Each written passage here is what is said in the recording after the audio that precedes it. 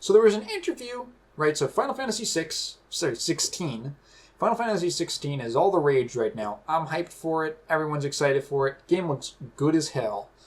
And there was an interview with Yoshi P, aka Naoki Yoshida, who is the producer, also the producer on 14, Beloved Man. And he said that he doesn't want to think of it as he doesn't call it himself a JRPG. And that he almost sort of thinks of JRPG as being a derogatory term. And this caught a lot of people off guard. And it sort of ended up in this discussion that I think has actually been kind of productive.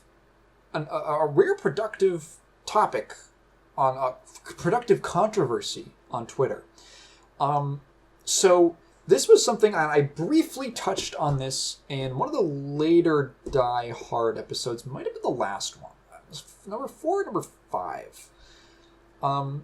So if you watch that series, which you can binge the whole thing in the big complete edition that I uploaded a few months ago, there was a bit where I talked about how I thought it was really cool that, for all his quirks, let's say, Dave Halverson and Play Magazine, especially in the Play Magazine era, this is really important, put a lot of spotlight onto Japanese games.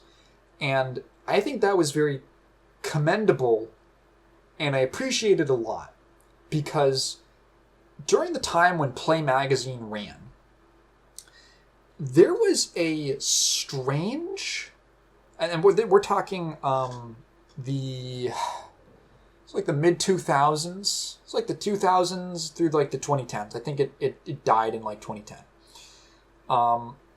There was this odd anti-Japanese sentiment that existed that was actually kind of pervasive in mainstream gaming journalism. This throws a lot of people off, because you couldn't be further. It seems so weird, right? Because, and it's very contained to that kind of era. Obviously, the time before, in like the 80s and 90s, Japan's all the rage in gaming, right? Yeah. And then nowadays, people love Japanese games, right? Fucking Elden Ring was huge last year. People love stuff like that. People love every Final Fantasy that comes out of 15, but it's different. It's weird because it seems very confined to this little area. And if you weren't around then, or if you weren't paying attention then, or remember that kind of sentiment, and I kind of do. I kind of remember this sort of being around. The vestiges of it, at least, still remained when I was really getting interested in gaming and was old enough to actually be able to like delving into discussions and things like that, and reading and listening to people talk about this stuff. I still kind of remember this.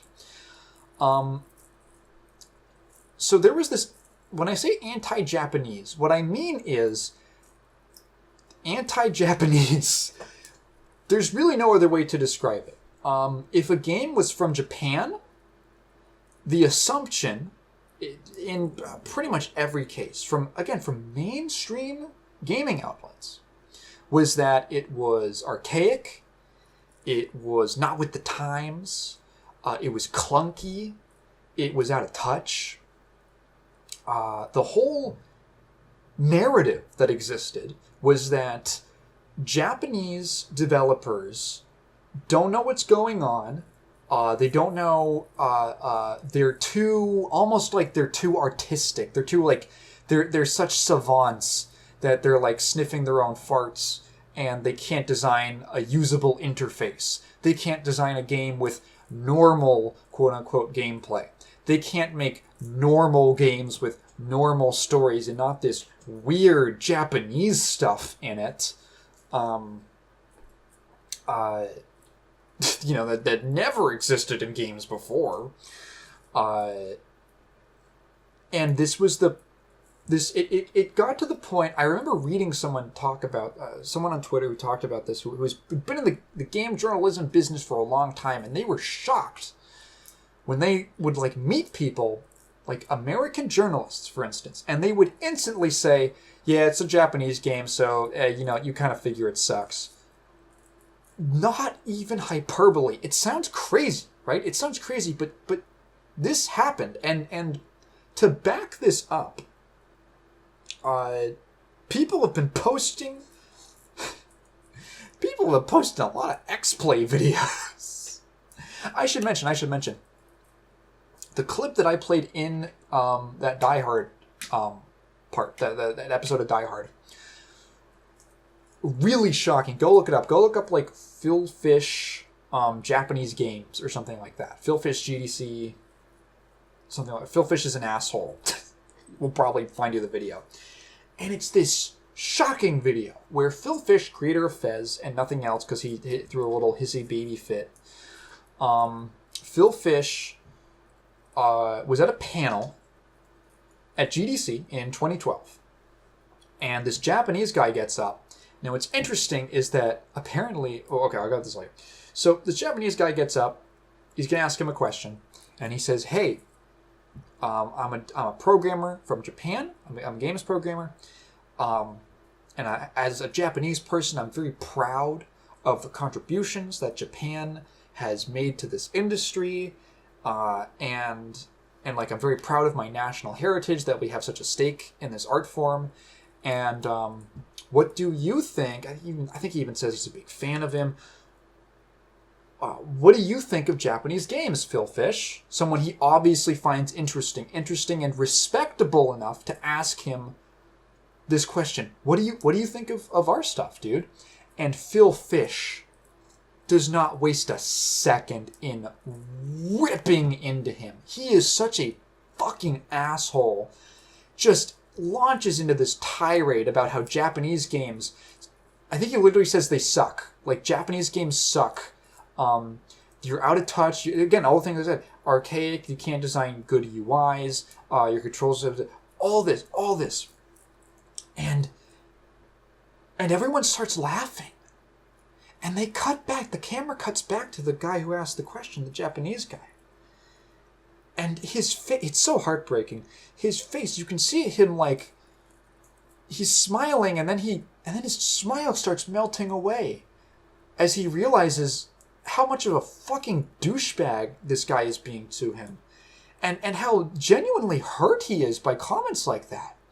And this is a dude, right, who, like a guy born in Japan, probably raised in Japan, and has learned English. He has learned...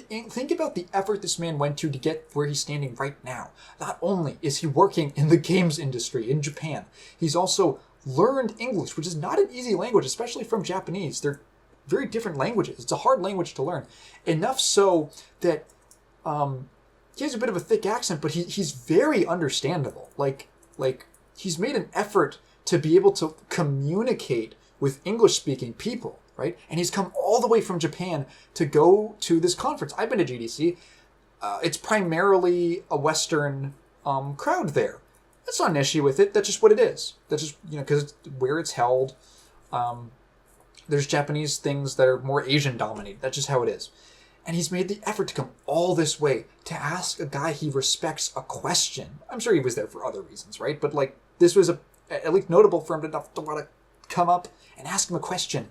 And this dude just is so dismissive and just so smug and looks down on him so much.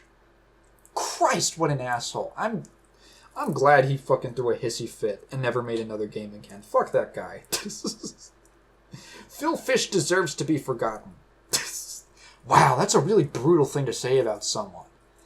Damn, that might be the hardest thing I've ever said. Anyway, yeah, fuck him. And it's just this room, and it's so bad, right? It's this room full of white people, and they're just laughing and laughing, and it's so bad. It's so bad, dude. And this was a prevailing sentiment at the time. This was a very... Everyone's laughing. Everyone's laughing because they all agree with it. They're laughing because this stupid, pitiable Japanese man has dared to exist and be from a country where they make such shitty games. Let's laugh at him. And Phil Fish is just telling it like it is, you know? It makes me upset just thinking about it, genuinely. Like, I'm feeling upset, and I'm trying to move on. So people have been... I think this got sparked because... Oh, yeah, so Yoshida said that. He said that JRPG felt like a slur. I don't know if he said slur, but he said it feels like derogatory. And that's, again, that's actually very accurate. That's true, right? Why do you think... Okay, so when I use the term JRPG, I try to be very consistent. I say JRPG, and I mean... I usually talking about a thing, right? A specific thing. When I say RPG, I mean a specific thing. I try to use the term WRPG as consistently as I use JRPG, because I think that they are helpful as genre indicators. That's why I use them. The term JRPG originated to separate real RPGs, you know, regular RPGs from that Japanese style of RPGs, right? This was a term that started being used to differentiate the weird, the other, from the stuff that we were making, quote unquote. You know, remember the term WRPG or even CRPG didn't come around until later. Till maybe around the same time, but much more niche, right? A lot of people don't even really use those terms. They just think about it in terms of RPG, JRPG, and they think of it as an other thing. Almost like that awesome ancient anime meme that's trying to be like pro-LGBT, where it says like, it's like two men, and it's like, this is a gay relationship, and it's two women, this is a lesbian relationship, and then it's like a man and a woman, and these are all anime characters. And it's like, this is a normal relationship. And then it's Naruto giving a thumbs up. And he goes, I see no difference. And it's like, damn, you really thought you had something there. That like, yeah. And I think he even acknowledges that like, most people today do not use JRPG in a derogatory way. They don't use it in any kind of demeaning way. But... he was from a time, I should mention, that dude from that Phil Fish clip, the Japanese guy, worked with Yoshida. He was a colleague of Yoshida. They were like front and center of receiving this kind of smug, dismissive attitude from Western games people. So, like, I think as proof, people were digging up old X-Play videos and things from G4 of them just being fucking dicks for no reason towards Japanese things in general. Man, watching a lot of those old reviews, wow. Game reviews used to suck fucking ass, dude. Those reviews are awful. Like, it's genuinely shocking to me how someone could look at most of those reviews and be proud of them at all. Like, I would, why, oh, dude. So, I guess to people, I don't know where X-Play ran, right? So G4 was like the big gamer network. And X-Play and all the things that are on it were supposed to be gamer-centric shows where they were going to talk about video games. Hosted by Adam Sessler and Morgan Webb. And wow, anytime a Japanese thing comes up, they turn into complete douchebags. It's just a non-stop, like, oh my god, it's, dude, I don't even know how to explain how bad these reviews, quote unquote, are. You think gaming reviews nowadays are bad. You guys have no idea. It was just like, fucking, there was a review for like Mega Man Battle Network 6. And like, I get that Mega Man was really oversaturated. But pretty much every Japanese review, Japanese game review that they would do was like, oh my god, look at this Japanese game. Look what the wacky Japanese are doing. Wow, isn't this so weird? Who would want to play this? How do you even pronounce this title with the word that has more than 4 letters? How do you... Whoa, this is just... It's Japanese, and then that for like 3.5 minutes, interspersed with some really, really unfunny racial humor, and just weird stuff all around. Um, yeah, there's some shit. There's some things. There's some jokes, quote unquote. They said that like made me like uncomfortable, which is weird because you guys know me. I love a good little racial fun poke, right? I do it to myself. Uh, there were what was the one? What was the one that really like kind of grossed me out? Honestly, it was like it's Morgan Webb, and she's saying something like some game based on Japanese history, right? And she goes, "Who cares about Japanese history? There were samurais, and they kill each other, and then we dropped a bomb on them, and then they turned into a real country." And something about the way she said it was like very. I wasn't laughing. I don't know, dude. Like maybe there's a way to do a joke like that, kind of funny, but it felt like in this. Okay. I feel like a lot of people are aware of that old thing where when Dave Chappelle left the Chappelle Show, there was this really interesting interview after he because he left the Chappelle Show after it was doing insanely well and he was making a ton of money. He turned down another season, and he took like basically like a 1-year sabbatical to Africa. And when he came back, he did an interview. People asked him like, "What was the deal?" I think he kind of like avoided the subject for a while because I think he was still kind of mulling things over in his head. But I think years later he actually clarified what his reasoning was. And he was talking about the Chappelle Show and how on it they would do a lot of racial humor, right? And a lot of that was based off of like Chappelle's own observations about like black culture and things like that, and basically taking these little characters and things that you might people from that exist in that culture, and then really playing it up, really satirizing it, and making it into like a parody, right? And from his perspective, there was nothing racist about it. I mean, you wouldn't expect there to be anything racist about it. It was just him poking fun at certain stereotypes and things like that. And he said there was this one skit that they were doing where he heard a crew member laugh. And it was a part of the skit that didn't seem like it should be funny. It was just like a part of the skit. He never said what skit it was or what moment. But it kind of caused him, because he thought, well, why'd they laugh at that? And then it sent him into this kind of like crisis almost, where he started thinking, well, that was just like a black thing he was laughing at. That wasn't like a joke, it was just a black thing that I'm representing. Like a cultural thing or whatever. And it wasn't like an overt parody or something like that.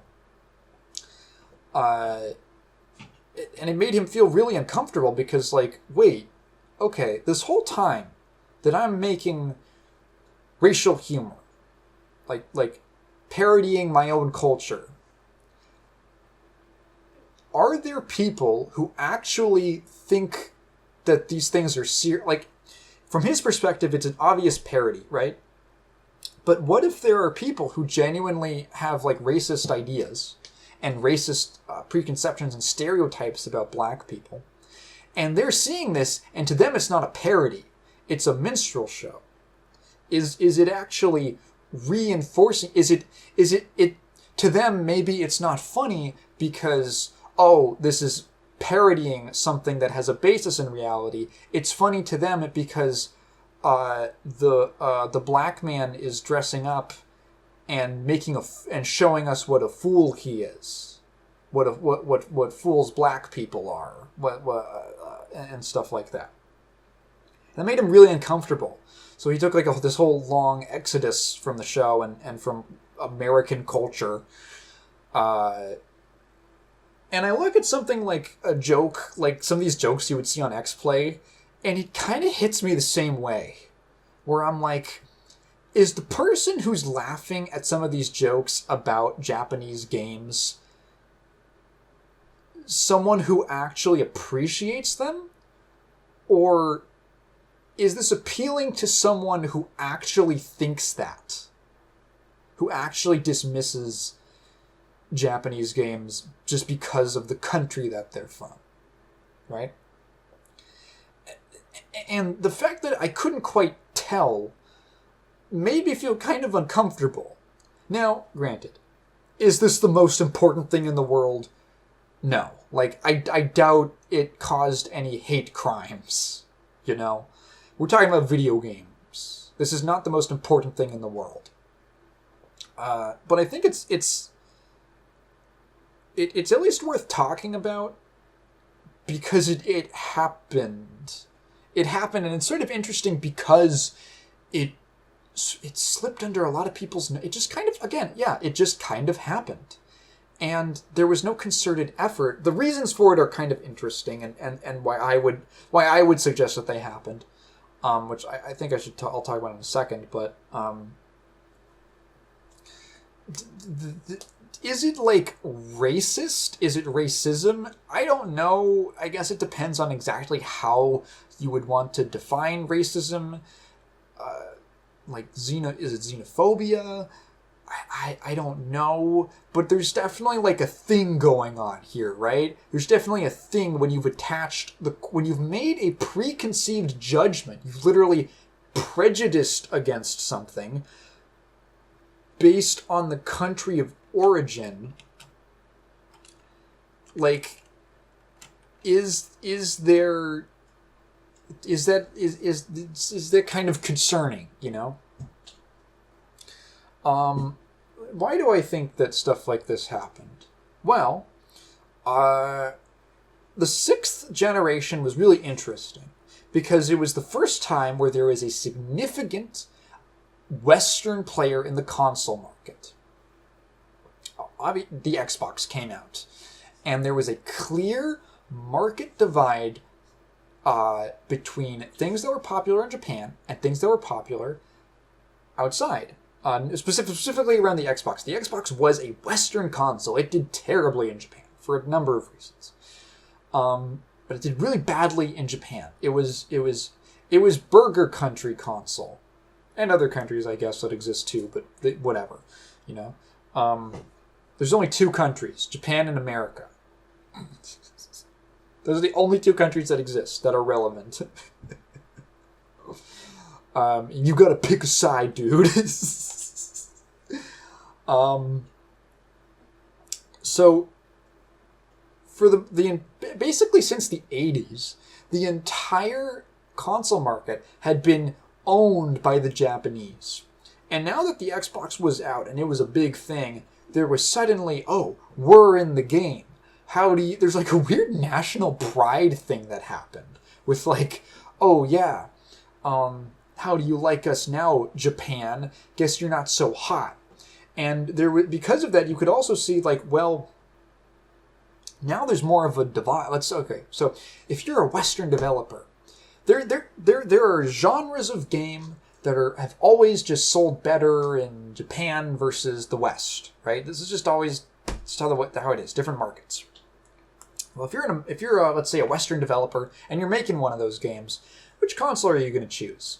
Well, now that you have a Western option, probably the Xbox, right? So now there's like a growing idea of what is a Western game and what is a Japanese game. So there's a little more divide between the styles of different regions.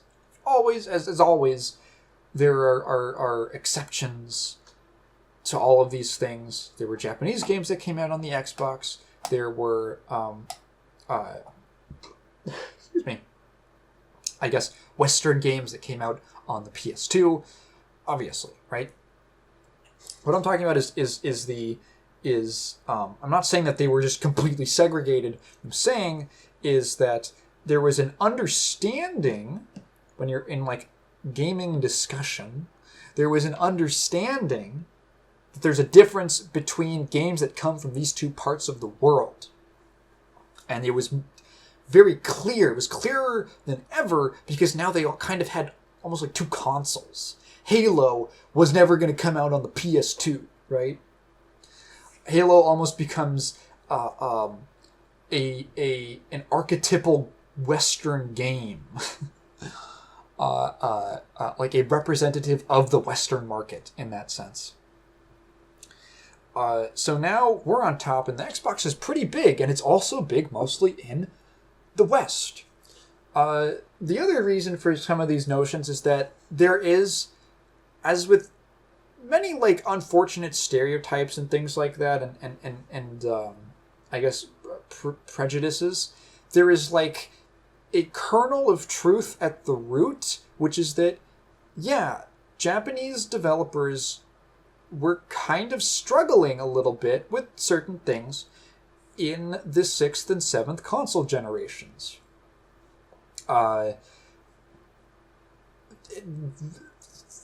In terms of, okay, yes, there are some Japanese games that had weird user interfaces. They were Japanese games that were very anime and not super mainstream to like a Western audience that doesn't like anime already. But like, what am I trying to say? I think I've talked about this before, but like a lot of Japanese developers really struggled because they were holding on to wanting to do everything on their own tech and things like that. This changed during like the 8th generation when a lot of them started adopting things like Unreal. There was like, yeah, technical hiccups. There were some things. Look at Capcom. Capcom is like the developer to look at for things like that, for that arc. They were, man, what were they doing during the PS3 era? They were getting up some wacky stuff, making some weird decisions.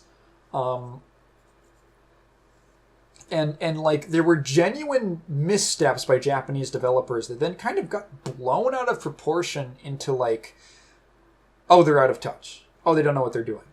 And like, yeah, a little out of touch, but like, it then gets pushed to such an extreme level where the assumption becomes it's a Japanese game, so it's bad. And not, well, in this case, it's doing something that's kind of out of touch. And I think that's where the problem is. It stopped being a case-by-case basis and became this weird categorical thing.